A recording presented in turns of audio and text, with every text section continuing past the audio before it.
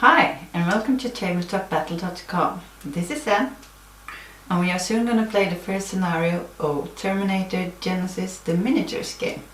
But first, the unboxing. Okay, unboxing.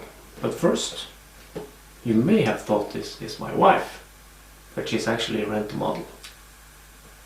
No, she's not, she's my wife.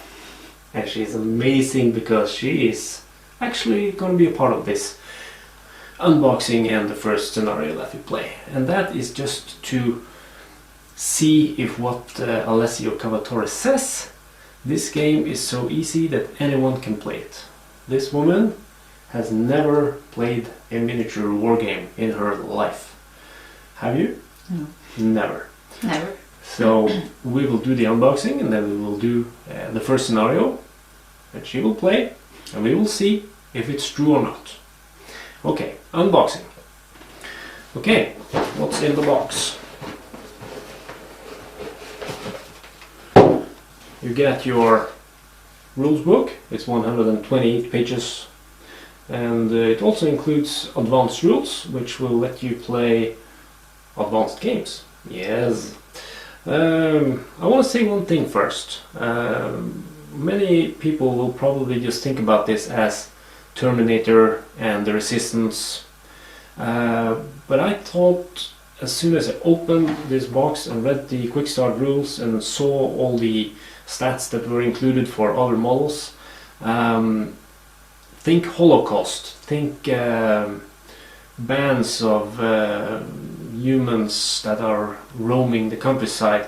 This can be expanded into like a real post-apocalyptic game where you not only fight against the machines but you also fight against other humans. So this can be more than just the war against the machines. Okay, so that's the rule book. Big hefty book. Then you have the fast play rules, which is the ones we are going to be using. Right, my love? Yes. Then you have a quick reference sheet with the game round and also stats for a lot of models in the game. And then we have the included game mat. This is a double-sided one. This is can you see us? No, you can't. No, you can. This part is inside a typical Resistance complex, and this side is a war-torn landscape. Exciting. Lots of heads. Lots of dead heads. Yes. Skulls. Skulls. Okay. Some stickers that you can put on the bases of the miniatures to tell what kind of skill level they have. More on that later.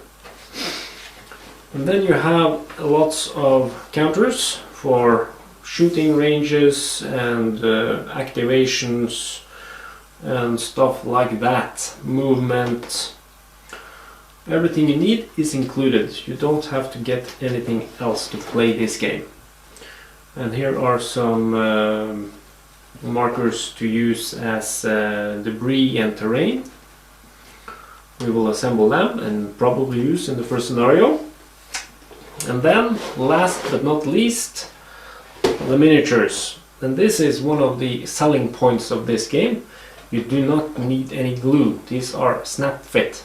It comes with 16 of these Resistance fighters. Be aware that there are only 4 poses on each sprue. So you will only get 4 poses. So you have 4 of those, 16. And then you also have the Terminator sprues. There are 5 of these and they hold 2 Terminators on each plus 1 crawler. So you get 5 crawlers and 10 Terminators. Also snap fit. These are pointing, one of the Terminators is pointing that way, the other is pointing the other way. So you get 2 different poses with the Terminators.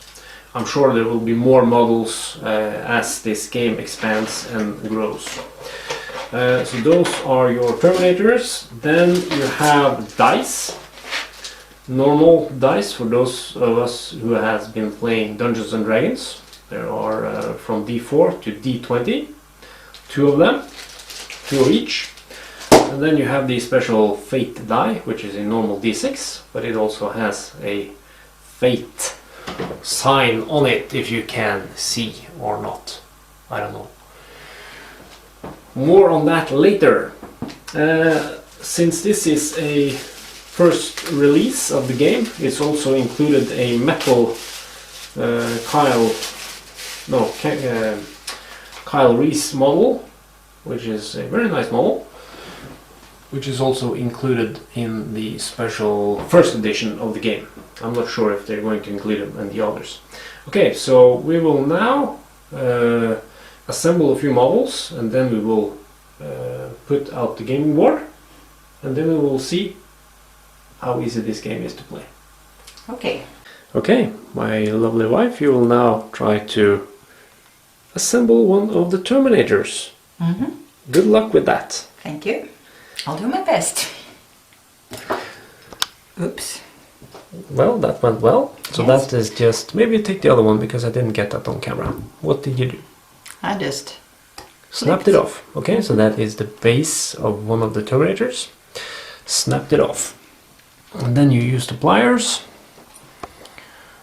and just cut off the needed parts. A Terminator consists of 3 parts. It's the lower body or legs, and then you have the weapon, which came there, and then you have the torso and head, which my wife is now doing battle with. I'm doing my best. I think you're doing fabulous. Okay, so that is what you need to assemble a Terminator. Okay, so what do you do now? I think I'm gonna assemble it. Okay, good luck with that. Thank you. Torso. And what did you call it? Lower leg. Lower leg. Okay. Or the legs, lower body. Okay, so that snap fits in place. That was easy. Okay, and then you have the weapon, which is a plasma rifle, I think. And that is also snap fit.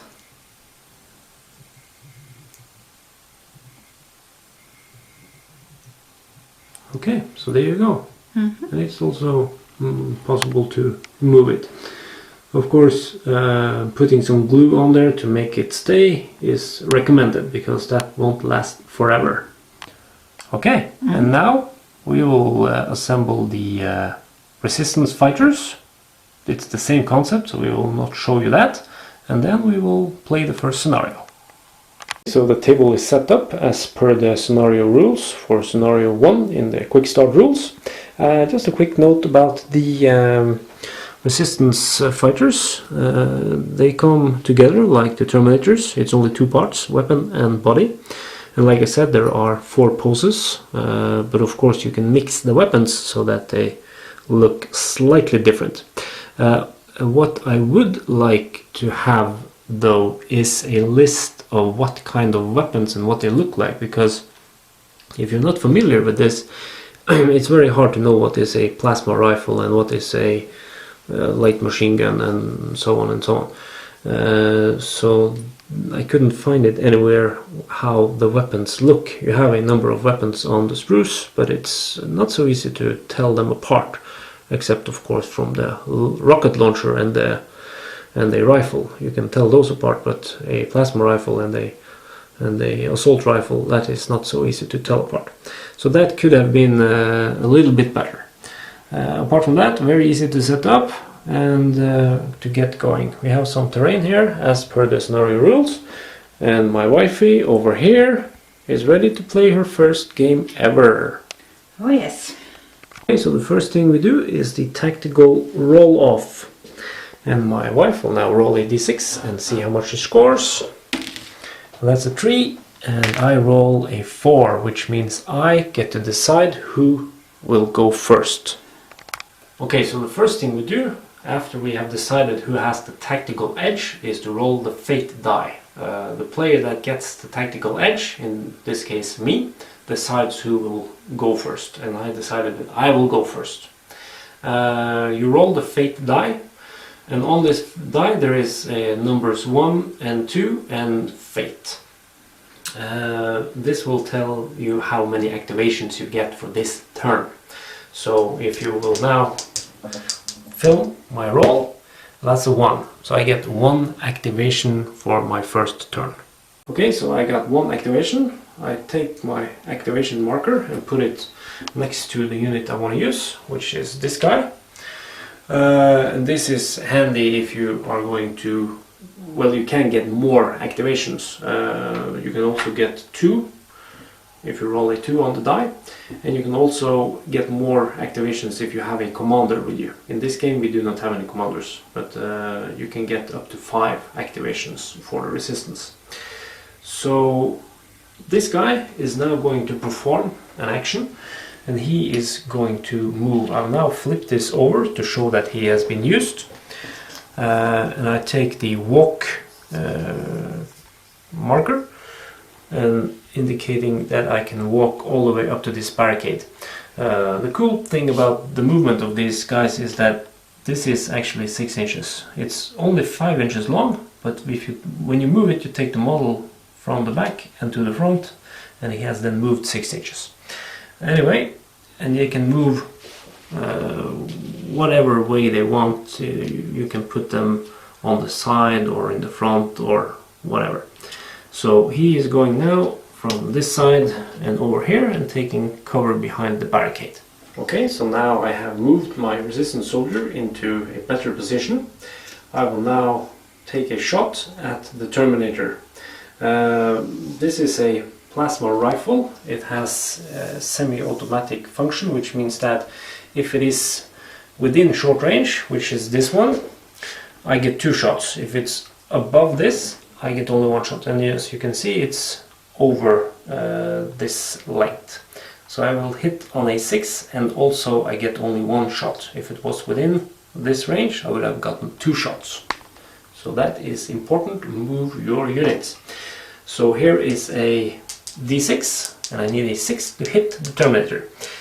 Important note, units that are over this range will get automatic cover. So if I'm shooting at long range, above this one, then they will get a cover save, even though they are in the open. So that was a 5 and a miss. Now my wife takes over the step, and she will now roll the fate die to see how many activations she gets. Of course, she can only use 1 activation since she has only 1 Terminator. But if she rolls the fate die, or the fate, she will get no activations. So that's fate. Okay. So let's see what you get. That's 1. Okay, so you get 1 activations to use. Here you get the activation marker and the move marker, because you are going to move. Yes. Okay, so put the activation marker on the guy, and then since we only have 1 guy, you can just flip it over to indicate that this is the one you are using. And now you will move, and you have decided to move towards this guy to try and get in close range. Yes. And then you just put it down, and of course you don't need to move the full distance. You can move halfway or whatever you want, but maximum to the end of that marker. So just put it in front, and we will try to do some shooting. But why would I sometimes stop there? If you want to stay outside of range, for example. Like this weapon that you have, you can shoot 2 shots, even if it's long range. But I have a weapon that can only shoot 1 shot at long range. Okay. So that might be a very good question, wifey. Okay, so just move your Terminator to the end, and we will try to measure with the... This one? Yes, that one, the short range one, and you can clearly see that you are within, because I guess this one will not, if it was that short, you would have hit on a 4+. But now you will need 5s to hit. And your weapon shoots 2 shots, like I said, and it has a, or your Terminator has a skill level of 8, which means that you roll 2 d8s for the 2 shots you have. So I'm just gonna... Just roll, and you need 5 or more. And that is 2 hits. Oh my god. Yes! Woohoo! So the wife scored 2 hits on me. Since I was clever enough to move into cover in the previous turn, I will get cover save, which is a 4+ to avoid being, well, killed. So I have 2d6 and I need to score 4 or more to negate the shots coming in from the Terminator. So let's see what happens. Well, that's a 1 and a 5. So I take 1 cover and 1 hit. 1 hit goes through. I did not manage to evade this one. And that means we will roll on the damage resolution to see what happens. So if you take 1 of the yellow dice, and you will now need to beat my armor value of 4+. The resistance fighters have a armor value of 4+, representing body armor or stuff like that. So if you roll the yellow die, and you need to have 4 or more to kill me. Okay. Don't kill me. I will. I'm gonna win. And that's a 6. So what happened? She fired 2 shots. I had cover, so I managed to avoid one of the rounds, but the other one went through and hit me. It also penetrated my armor with this roll of a 6, and that means a resistance soldier is dead because he has only 1. Yeah, you can take him away. You have duly deserved it. He has only 1 hit point and doesn't survive hits from plasma guns. So that was the first activation of the Terminator, and she, or it, killed one of the resistance soldiers. So one of my resistance soldiers are dead, and the turn flips over to me. And this is how it goes. You use your activations, and then it switches over to the next player, who rolls the fate die.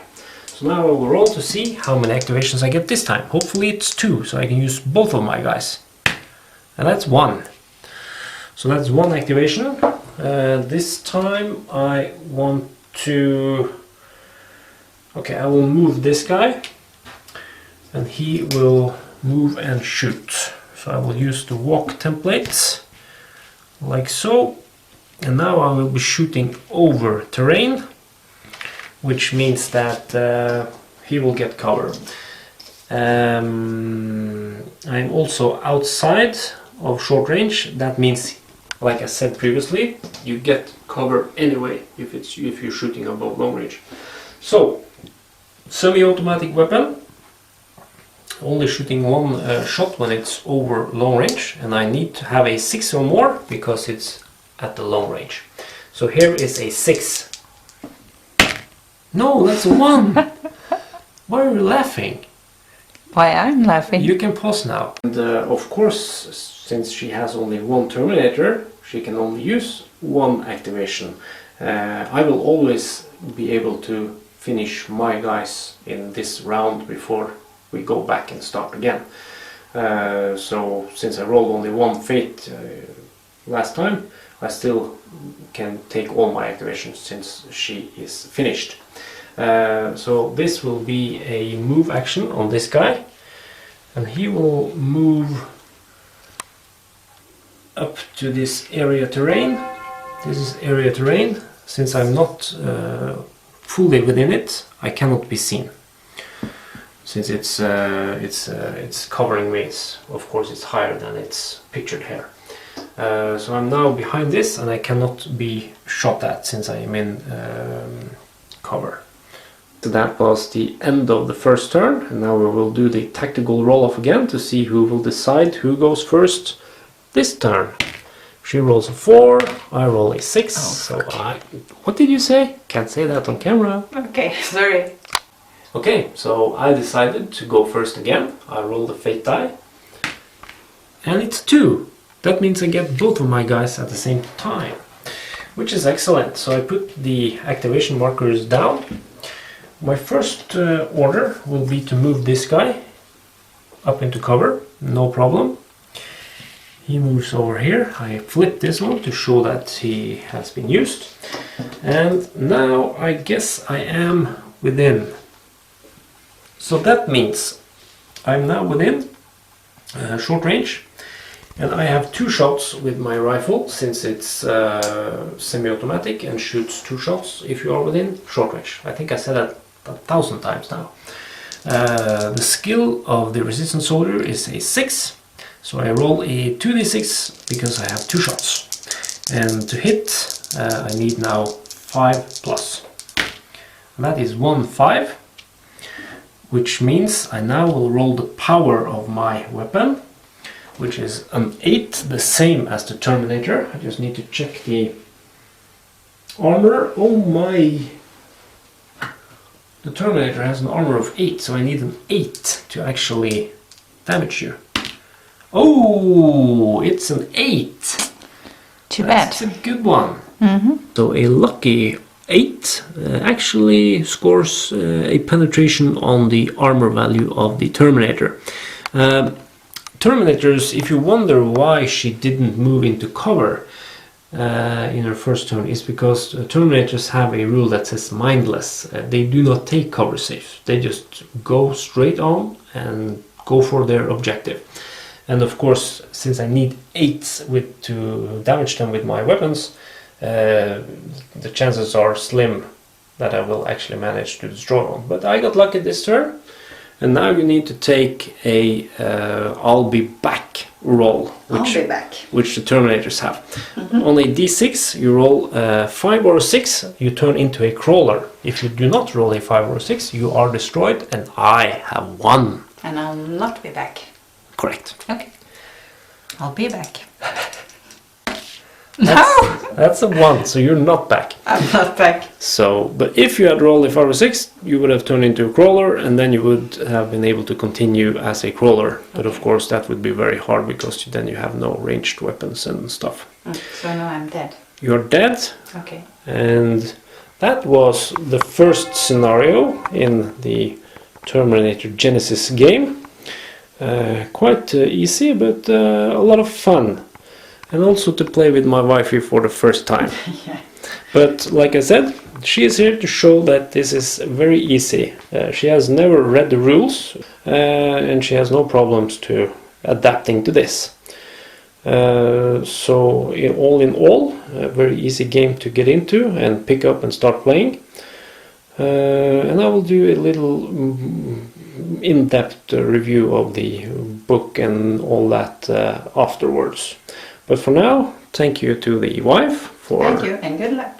Yes, and this has been Anne and Svein from tabletopbattle.com signing off. I'll be back. I'll be back.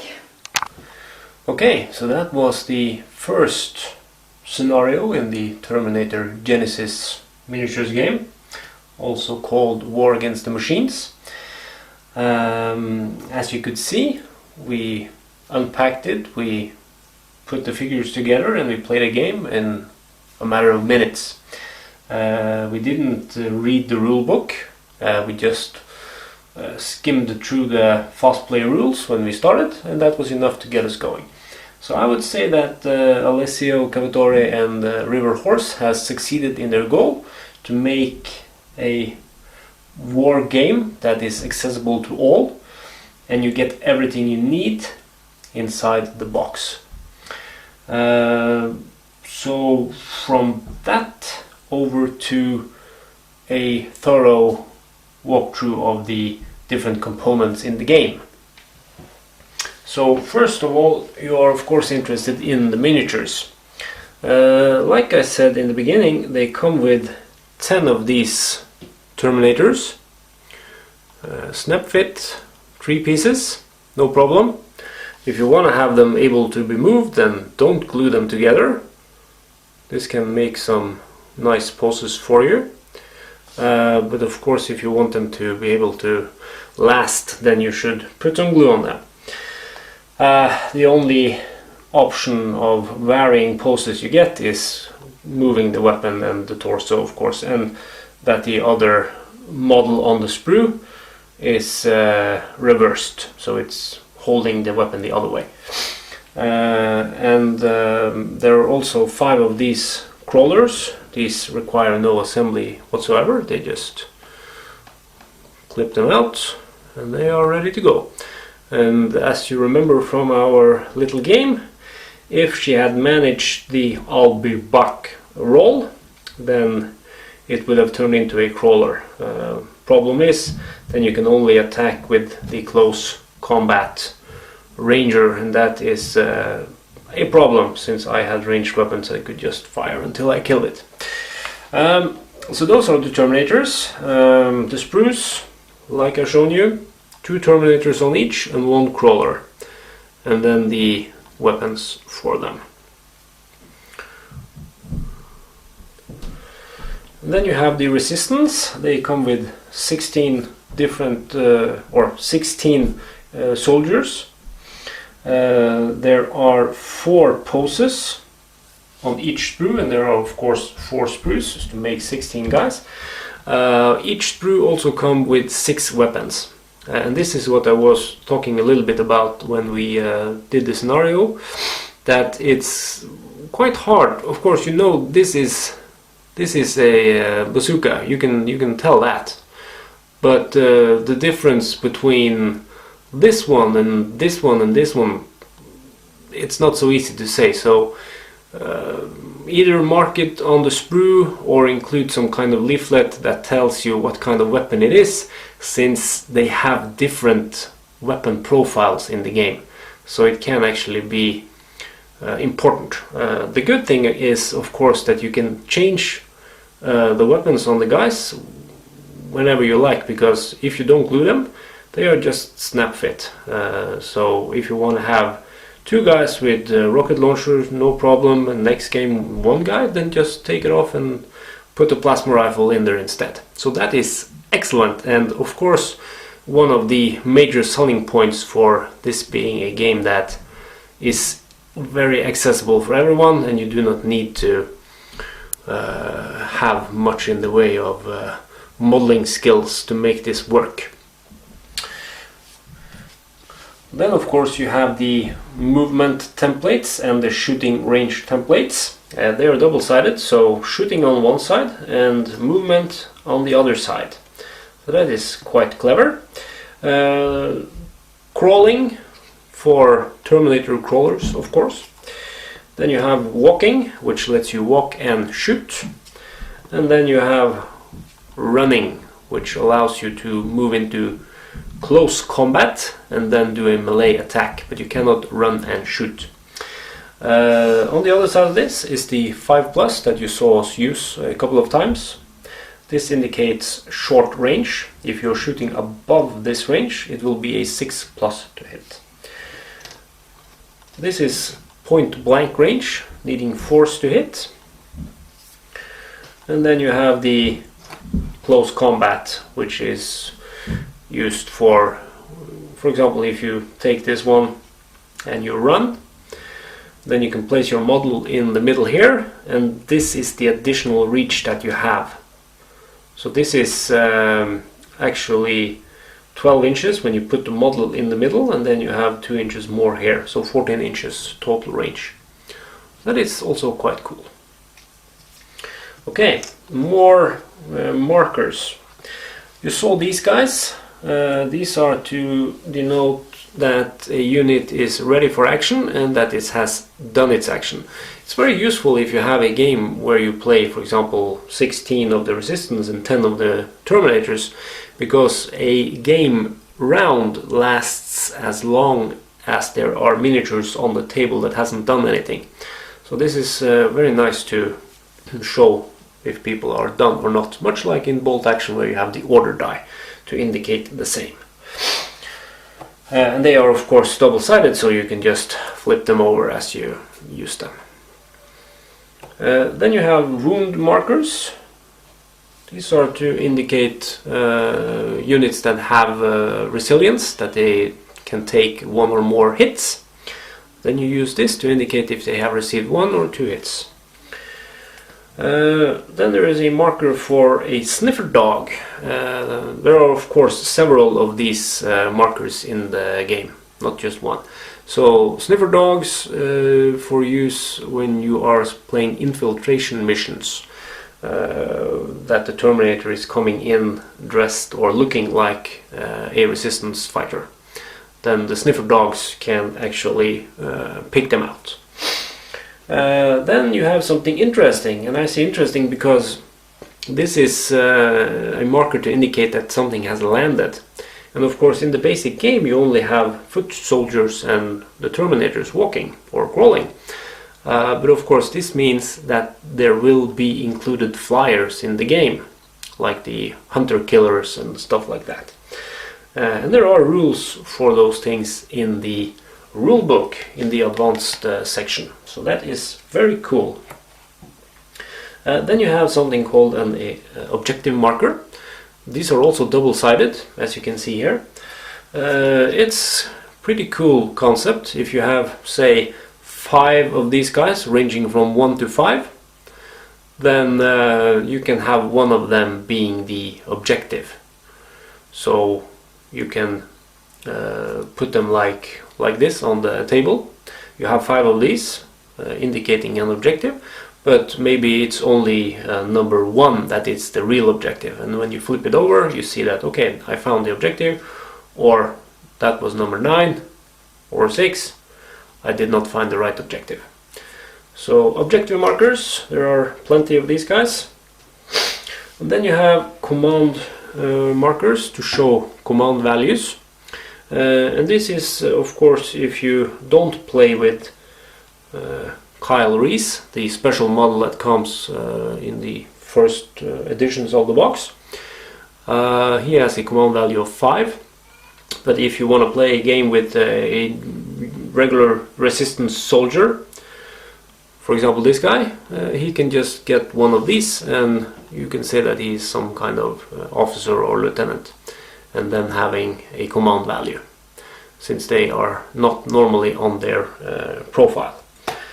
And then you have more. This is quite cool actually. It's the time travel device. We are in the future and it is the Terminator world, so you get these. In every game you get one of these, one for the Resistance and one for the Terminators. And they are allowing you to perform a reroll of any kind, not the fate die though, not the fate die. If you got unlucky, like for example in the scenario when I killed my wife's Terminator with a lucky 8, she could have used her time travel to re-roll or make me re-roll that. And that is perhaps something that's well, maybe far-fetched, but it's a cool concept to give you a re-roll, and it's fitting with the movies and the story, of course. You can also upgrade these. You have a roll-off if I decide that, okay, I want that Terminator to die, so I want to send my agent back also. Then there will be a roll-off, and you can see here there are D8s on this. Then both of us will roll the D8 and the highest one will win. But you can also upgrade to a D12 and to a D20, so you have a higher chance of succeeding. And you can also buy more of these in the games. When I say buy, it's because all the miniatures in here have point values attached to them. When we played the game it was just one Terminator, that is 50 points, and then the Resistance soldiers are about 15 points. So it was about 45 points versus 50. So these guys cost money to have and buy. You can buy more and upgrade them. So that was those markers. This I also touched upon. This is a sheet of stickers that you can put on the bases of these guys to indicate their skill. And that can be quite useful if you have different quality of guys. The ones I had were normal Resistance soldiers, and they had a skill of 6, which means that if I want to shoot at long range, I need a 6 to hit, and I only have the D6 to roll. So if I had, for example, one guy with a skill of 8, like the Terminator, then I could use a sticker to put on that base, just to show that that is a better guy to shoot with. So it's a very nice concept. I really like that idea, to make it more easy for you. And also this fits with the thing they are trying to do with the game, to make it easy for everyone to get into. Then of course you have the dice. There are 2 of each of these, D4 to D20. Anyone who has played Dungeons & Dragons will know these. And also the fate die, which gives you your number of orders. 1, 2, or the infamous fate, which gives you no orders for your turn. If you have a commander, he can override that. But that is for you to read in the rules, of course. And the dice are to help you with rolling for attacking and rolling for damage, depending on the power of your weapon and how skilled your warrior is, and also something called resilience. We didn't touch upon that in the scenario because it didn't come to that. But let's say when she hit me with 2 hits and I saved one and I didn't save the other. If I had saved both of them, then I would have needed to take something called a resilience test. That is because I was hit, but I was lucky and it only glanced or something. You need to take a test on a D6. On a 1, you are so scared that you run away. Only 2 to 5, you are doing something called reeling. And reeling makes you very vulnerable because you get 2 of these done markers beside you. If you have 1, then you get 1 extra. If you have none, then you get 2. And you are also hit very easily in close combat and shooting at point blank. 2+, I think it was. So that is, even though you get hit and you save them, you will still possibly get some effect out of being hit. And that is resilience tests. The resilience of the Terminator is tested on a D20, so they have a good chance of making that test, since you only need a 6 or better to be unharmed. Then you have the terrain. We use these in the game. This is something called zone of dense terrain. And it's very important in the game to indicate what height things are. Soldiers and Terminators are height 2, which means that they can shoot unhindered over things that are height 1, or size 1, that is.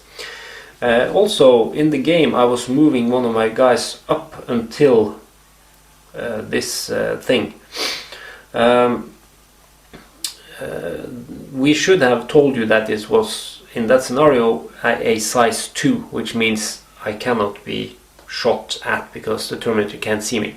If it was a size 1, he could have shot, but I would have gotten cover. If my model is fully within this, I ignore it when I shoot out, but people shooting at me will allow me to take a cover save. So size is important. If it is size 2, then I need to be inside it to be able to shoot out. If I am outside of it and it's size 2, I cannot shoot and I cannot be shot at. If it's size 1, I can stay behind and shoot, or I can be inside and shoot. And there are also these barriers which are the same, size 1 and size 2. This is of course size 1. So you see that I will get cover for this and over here. So these are counted as size 1 the way they are now, but you can also make them size 2 if you just put one on top of the other, like this. Now you have a size 2 terrain, and you can't be shot at and you cannot shoot, of course, so you're very safe there. Cool thing about these are actually made by Battle Systems in United Kingdom. They are a great bunch of guys who has made some successful Kickstarters. I actually bought a lot of terrain from them for the Alien vs Predator game. so that will be interesting when they release the game and I can use my terrain. But battle systems, there's also a link to them inside the rulebook. Well, not a link, but a text that tells you where you can go and check them out. They have lots of cardboard terrain that it's easy to put together and use in your games. One other thing that's important in this game is that when it comes to cover, you must see it from the unit that you shoot at. If I have Kyle Reese over here, I want to shoot at this Terminator. There is a size 1 barrier in the way, like this. I could claim that I can draw a line of sight like this. Can you see that? Like this. I can draw a line of sight from my base to his base without touching the terrain. However, the rules state, and this got me a bit confused first, like this. I can draw a line of sight and I can see his unit. But the rules state that if you can draw a line from any point of your base to the enemy base over terrain, then it has cover. So that means if I am shooting at this guy, I have to see it from this guy's point of view. Can I get cover? I don't see it from my point of view, I see it from this guy's point of view. So yes, I can get cover because I can draw a line from my base to that base over terrain. So that is one important and cool thing to think about. It's not enough to just be able to draw a line from one base to the other base. You have to check if you actually can go through cover, and then you have to go through cover. Another thing, if you have a friendly soldier in the way, you cannot shoot if you will hit him if it goes through. So he will actually stop you from shooting at this guy.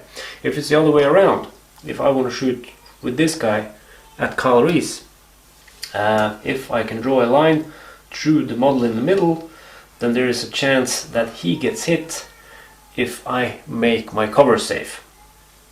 If there is a piece of terrain also, then when I shoot and I make my cover save, then this barrier takes the hit instead. So no barrier, I make the cover save, he must see if he gets hit.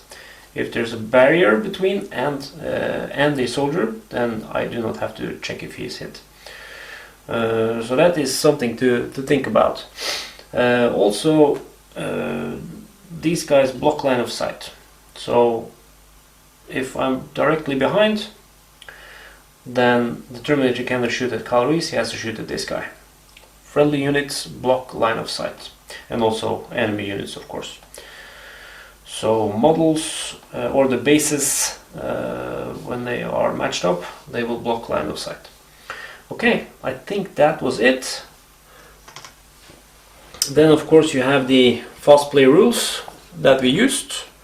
This will give you enough information to get you started, and like we did, we just read through it as we played, just followed the game turn and did what it said, and it tells you enough of what you need to know.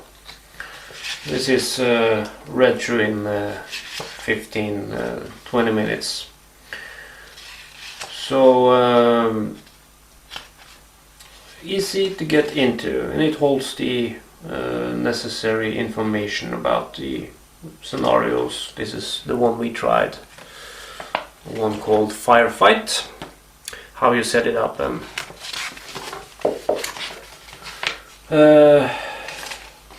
it's 16 pages long, 16 pages.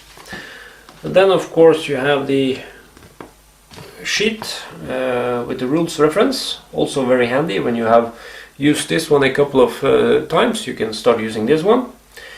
On one side you have all the rules you need. You have the weapons values, and also the resistance soldier values that is necessary for the most simple scenarios that do not include commanders. And then you have also for the Terminators with their special rules.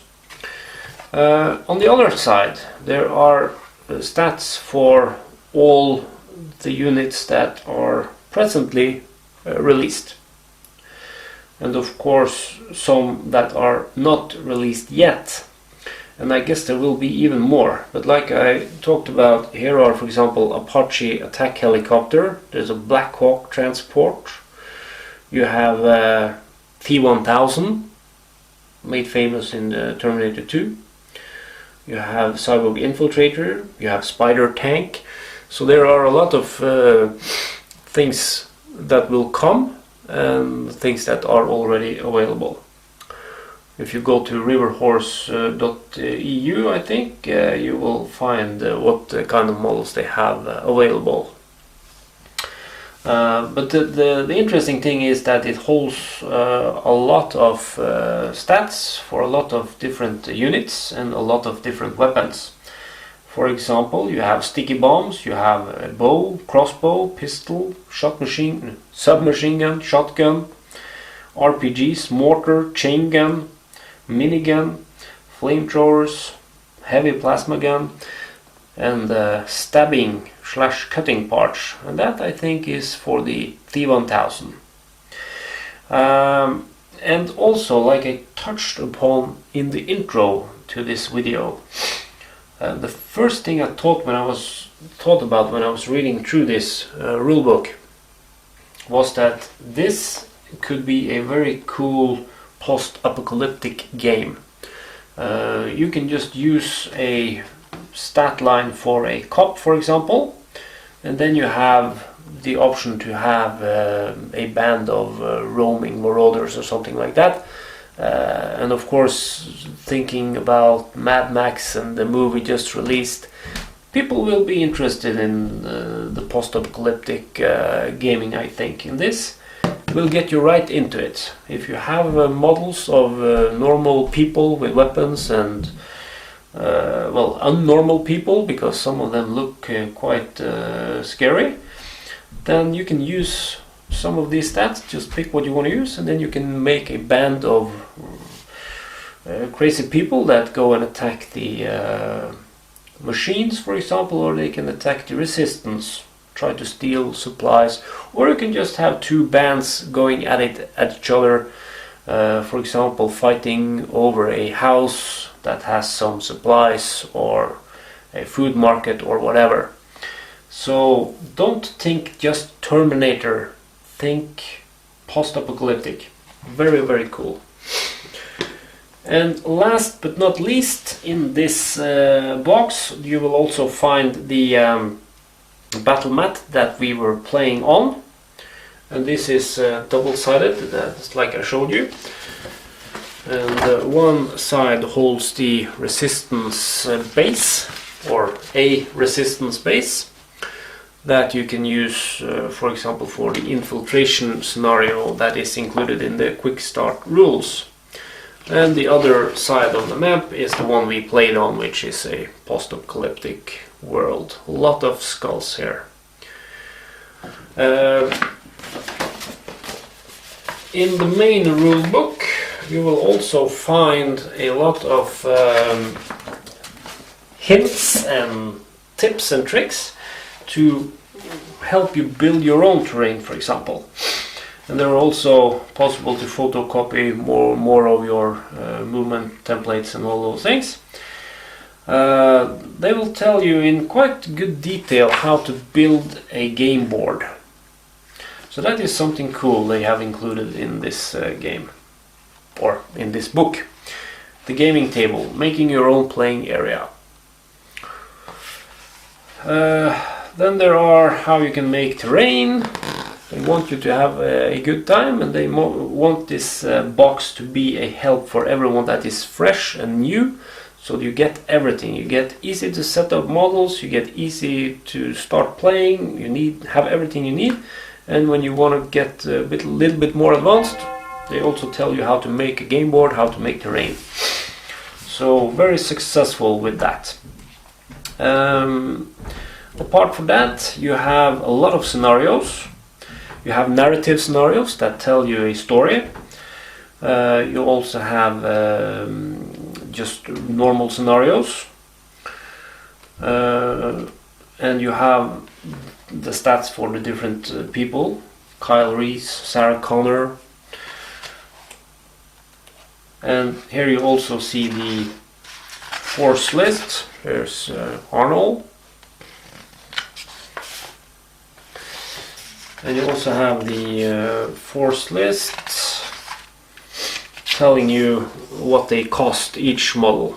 So Kyle Reese in the past cost 40 points, Kyle Reese in the future costs 60 points, and so on. And there are also, like I said, a advanced version of the game, which lets you have extra rules, ambush, suppressive fire, things like that. Yeah, so these are narrative scenarios. Then we have battle scenarios, lots of them. Very nice pictures in the book, very large text, so it's easy to read. And you have the advanced rules, like I've mentioned a couple of times. And then in the front you have for the basic game, also with special rules for the different units that will be noted in their profile if they have any kind of special rules. So this book explains to what kind of things you should do and shouldn't do. Very clear, easy to read. And the only thing that I have, I say, minor gripe is, of course, what I mentioned about the weapons, and that there is no easy way to tell them apart. So that is the Terminator Genisys miniatures game, a box full of goodies, and I think you should buy this. Definitely start playing it, because I can see a bright future for this game. I guess they have a lot of things planned as expansions. They mention it in the book already, expansions for buildings, for example. You have seen that you can get other types of weapons or other kinds of units. Hunter-killers, for example, will be interesting to see. How big are they going to be? So that is my impression of the game. My wife liked it very much, easy to get into, and this is the first time she has ever played a miniature game. So this has been a review by tabletopbattle.com and my wife of Terminator Genisys, the War Against the Machines, and the miniatures game. I think that this is well worth its price. It's a very well put together game. Of course, we wouldn't expect anything less from Alessia Cavatore. It's released by Warlord Games, so of course you can expect the same amount of super high service that they have, super good service. I really enjoyed it, and I will definitely be playing this game, and I will definitely get me some crazy looking guys to have as marauding bands. I want to play this like post-apocalyptic, and then there will be some Terminators in the mix. So check it out on warlordgames.com, their website, buy it, and enjoy. Happy wargaming.